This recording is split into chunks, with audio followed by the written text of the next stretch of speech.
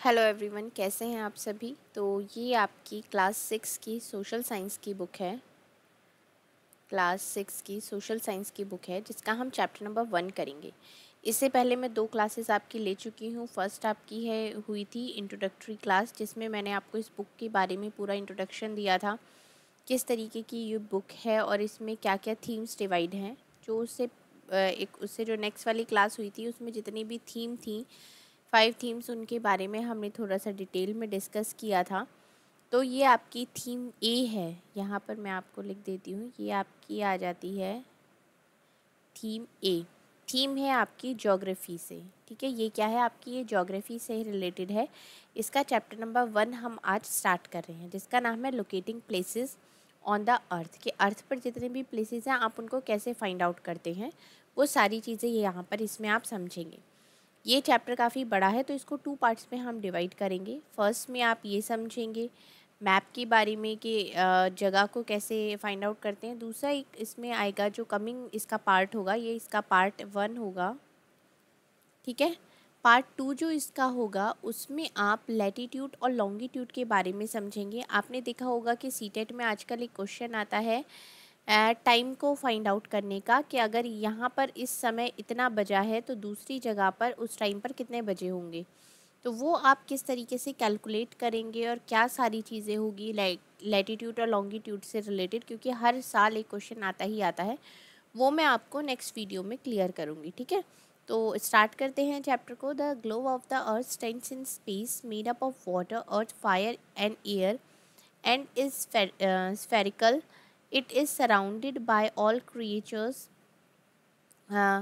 terrestrial as well as aquatic. ठीक है, तो ये आपकी आर्यभट्ट ने दी थी, एक आपकी कोटेशन है।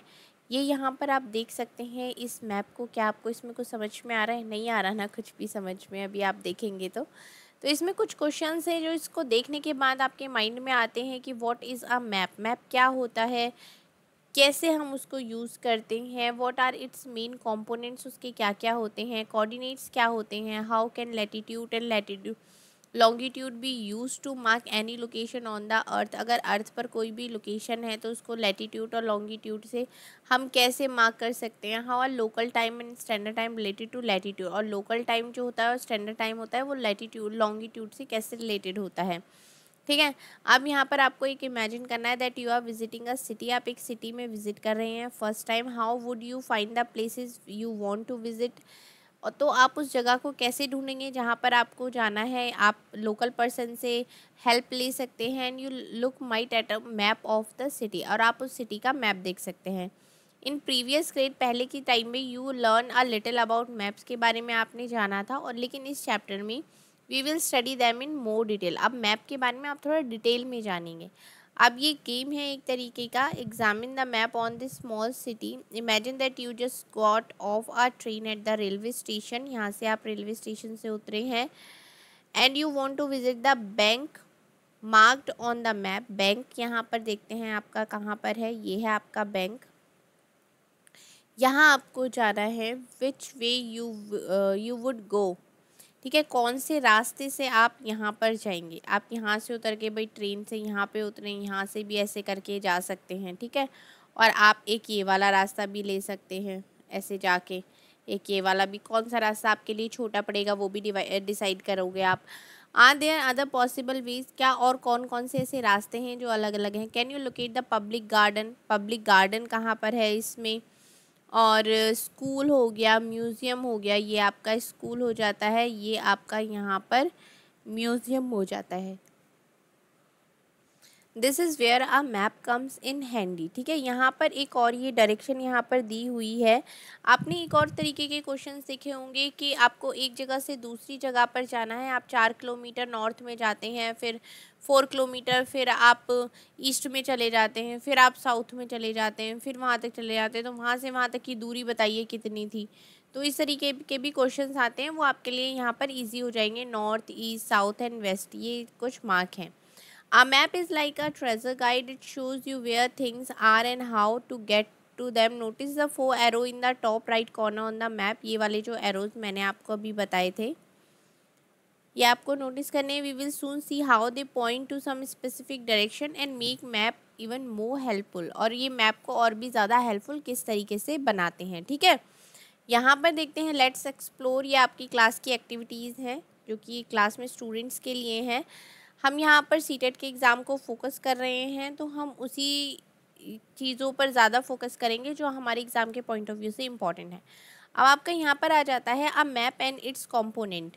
From this simple example we understand that a map is a representation or a drawing of some area. कुछ एक जो एरिया होता है उसकी एक ड्राइंग होती है, एक रिप्रेजेंटेशन होता है जो उसको रिप्रेजेंट करता है। It may be A small area, ये एक स्मॉल एरिया भी हो सकता है, विलेज हो गया या टाउन हो गया। एक बड़ा एरिया भी हो सकता है जैसे कि आपका डिस्ट्रिक्ट हो गया, स्टेट हो गया। और एक बहुत बड़ा एरिया भी हो सकता है जैसे कि इंडिया हो गया या फिर आपकी पूरी दुनिया हो गई। In a map you look at the surface as you are viewing it from the top. आप इस तरीके का ही एक सरफेस देखते हैं। An atlas is a book or collection of map. Atlas एक ऐसी बुक है या फिर एक आप कलेक्शन ऑफ मैप्स कह सकते हैं कि जिसमें हर तरीके के मैप आपको मिल जाएंगे। अगर हम डिस्कवर करते हैं there are several kinds of map. Map भी कई तरीके के होते हैं। इसमें आपका आ जाता है, सबसे पहला आता है फिजिकल मैप, दूसरा आता है इसमें आपका पॉलिटिकल मैप, तीसरा आता है थीमेटिक मैप। अब अगर हम फिजिकल मैप की बात करते हैं, विच mainly shows some natural features such as mountains, oceans and rivers। अगर आप ये देखते हैं तो ये किस में आते हैं आपके, ये आपके फिजिकल मैप में आते हैं। अगर आपके पॉलिटिकल मैप की बात करते हैं तो इसमें आपकी कंट्री की डिटेल होती हैं, स्टेट्स होते हैं, बाउंड्रीज होती हैं, सिटीज़ होती हैं। ये सारी चीज़ें आपको, ऑल स्टेट्स होते हैं उनकी यूनियन टेरिटरीज़ होती है, कैपिटल्स होती हैं। तो ये सब आपका किस में आता है, आपका पॉलिटिकल मैप में आता है। अगर हम थीमेटिक मैप की बात करते हैं, स्पेशल काइंड ऑफ इन्फॉर्मेशन जो होती है वो आपको इस मैप में मिलेगी। ठीक है, in addition there are 3 important components of map. Map के 3 मेन कंपोनेंट्स भी होते हैं, distance, direction and symbol. You have already experience the first two while navigation the map. आपने दो को पहले ही एक तरीके से एक्सपीरियंस कर लिया है। एक और बचता है सिंबल। सिंबल्स आपको अभी आगे पता चलेगा। इसमें आपका आ जाता है, अब आपसे ये भी पूछा जाता है कि अगर क्वेश्चन इस तरीके से भी बन सकता है कि जो 3 मेन कंपोनेंट्स हैं मैप के वो कौन कौन से हैं, डिस्टेंस, डायरेक्शन, सिंबल, या फिर इसमें सिंबल, डायरेक्शन या कुछ और भी लगा सकता है उसकी जगह। तो ये आपको पता होना चाहिए कि जो 3 मेन इंपॉर्टेंट कंपोनेंट्स हैं वो कौन कौन से हैं। वो आपका है distance, direction and symbol. Have you ever wondered how a huge place can fit on a small piece of paper. आप कैसे, ये आप कितना सरप्राइज होते होंगे ना ये सोच के कि इतनी बड़ी जगह एक पीस ऑफ पेपर में कैसे फिट हो सकती है। इसका क्या होता है, ये होता है आपका मैप स्केल। किसकी वजह से होता है, ये मैप स्केल की वजह से होता है। जैसे कि अगर हम सेंटीमीटर की on a map a printed here represent a certain distance on a ground. Suppose अगर आप 500 मीटर आपको मैप पे शो करना है तो आप उसको कैसे करेंगे, इक्वल्स टू 1 सेंटीमीटर। मतलब 500 जो मीटर है वो शो करेगा 1 सेंटीमीटर को। Now turn the map of India in, अगर आप चैप्टर 5 की टेक्स्ट बुक में देखें, the scale is represented in the bottom left corner by a ruler with 500 written above its length and kilometre on the side.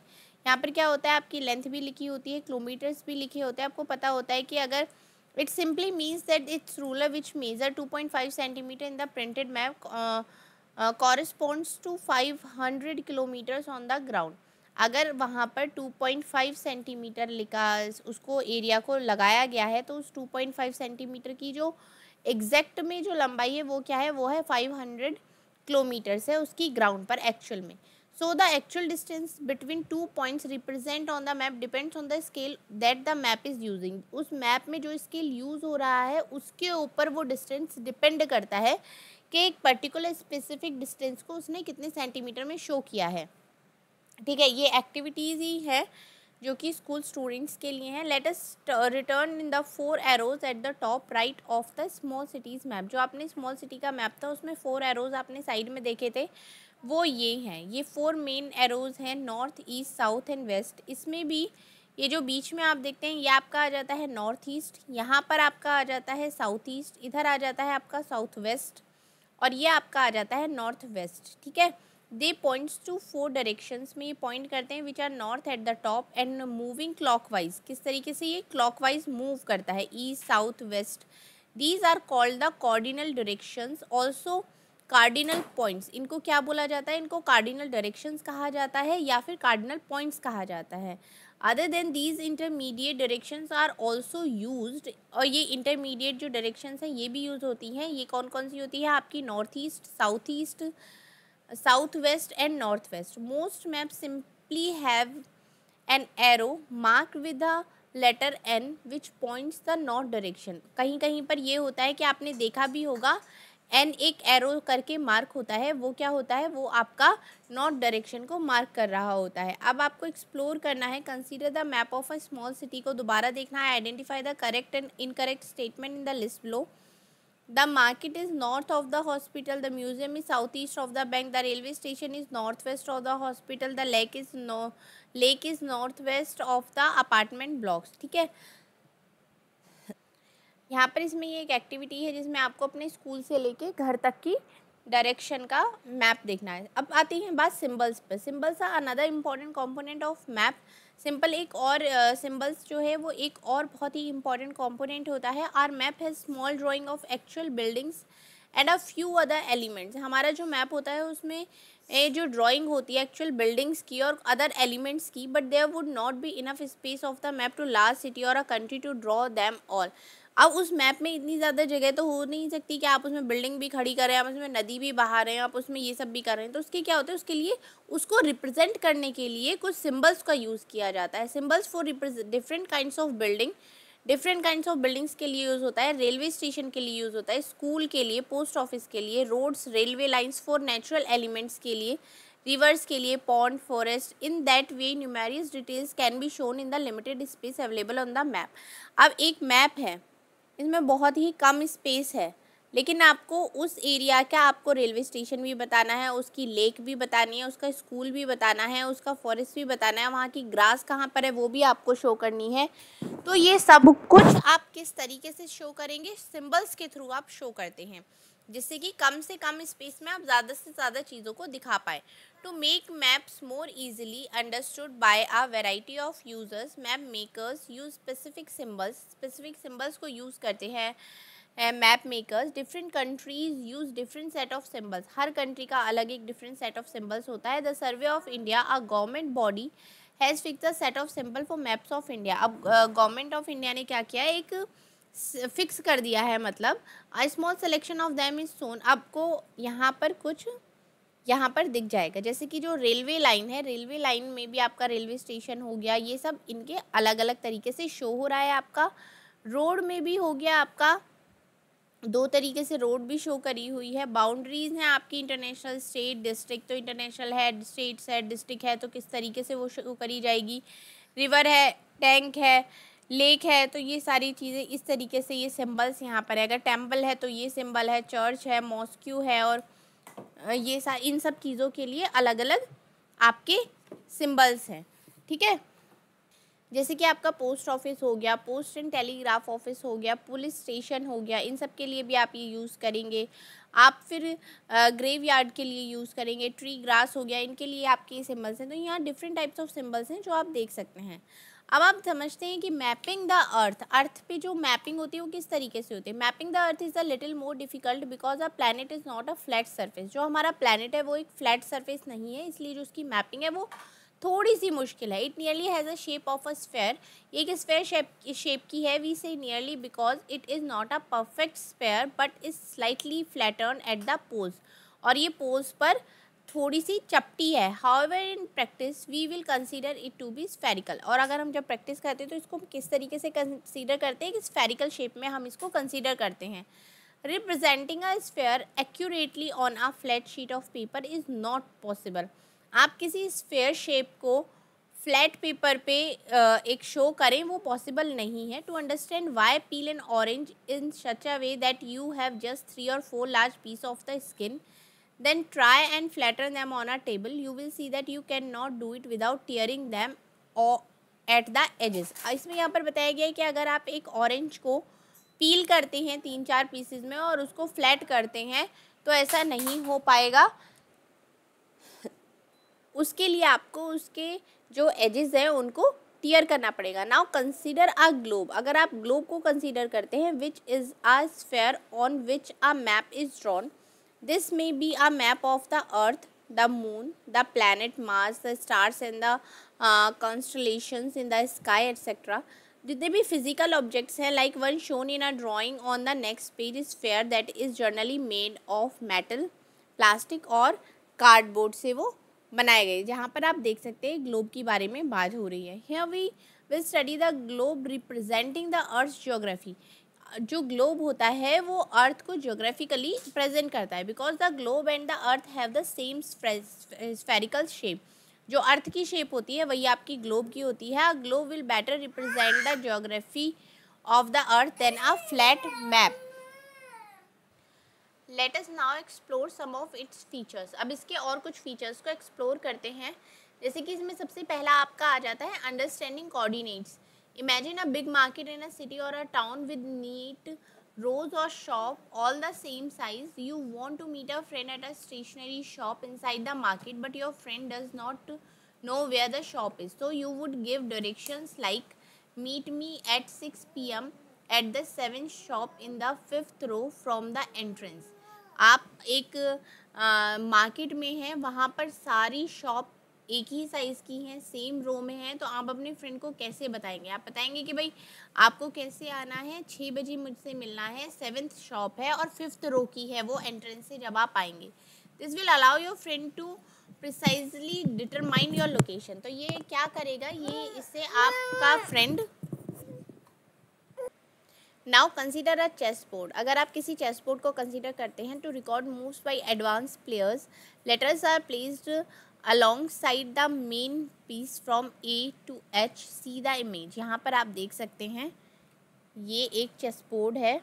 यहाँ पर ये लिखे हुए हैं A से लेके H तक, और यहाँ पर ये बैठे हुए हैं एंड नंबर्स 1 to 8, और यहाँ पर जो नंबर्स हैं वो कितने हैं, 1 से लेके 8 तक है। In between two sides this simple system allow players to mark each square and record every move.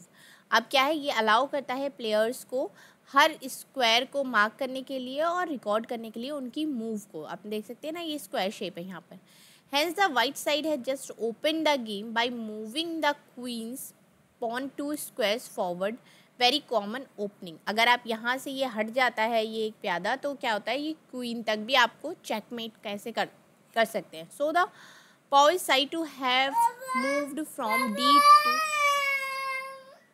D2 D2 और D4।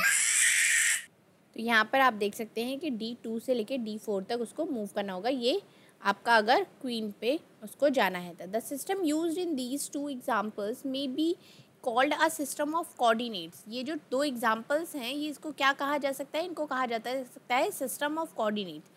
Thanks to their 2 coordinates, the stationery shop as well as the chess square on the chessboard can be precisely determined. मतलब इस तरीके से आप chess board पर और shop को determine कर सकते हैं। Similar system of coordinates is used in the world of map to determine the location of any place of the map. ये इसी तरीके से आप मैप में लोकेशंस को डिटरमाइन करते हैं एक जगह से दूसरी जगह के लिए लोकेट करने के लिए। Let us see how this system work.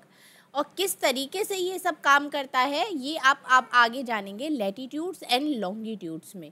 ठीक है, तो ये जो यहाँ से आपका ये जो पार्ट शुरू होता है लैटिट्यूड एंड लॉन्गिट्यूड्स का, ये हम अपनी नेक्स्ट वीडियो में करेंगे। ठीक है, क्योंकि एक ही वीडियो में आपको समझ में भी नहीं आएगा और बोरिंग भी हो जाएगा, और चैप्टर बहुत बड़ा है तो उसको डिवाइड करके करते हैं जिससे कि आपको चीज़ समझ में आनी चाहिए। क्योंकि आप जो पढ़ रहे हैं वो आपके एग्ज़ाम के पॉइंट ऑफ व्यू से पढ़ रहे हैं कि मुझको इस तरीके से समझ में आया, जितने भी मेरे सीटेट के एग्ज़ाम में क्वेश्चंस आए हैं उनको मैं अच्छी तरीके से क्रैक कर सकूँ। ठीक है, तो ये वाला पोर्शन हम अपनी नेक्स्ट वीडियो में करेंगे। अगर चैनल पर पहली बार आए, वीडियो अच्छी लगी है तो चैनल को सब्सक्राइब भी करें